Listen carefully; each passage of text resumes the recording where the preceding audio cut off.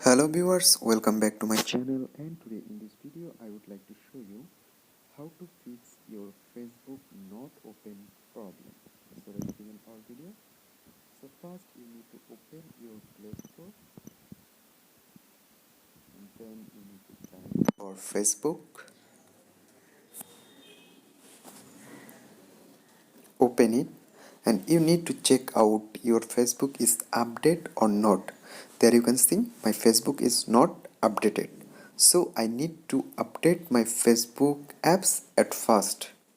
So I select update, then you can see it's updating. After complete updating, you need to move for second step.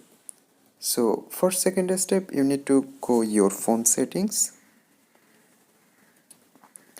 and then you need to find out apps or apps management option.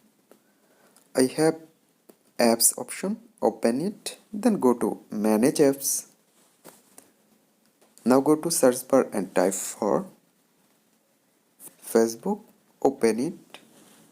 Then on the bottom you can see clear data, select it.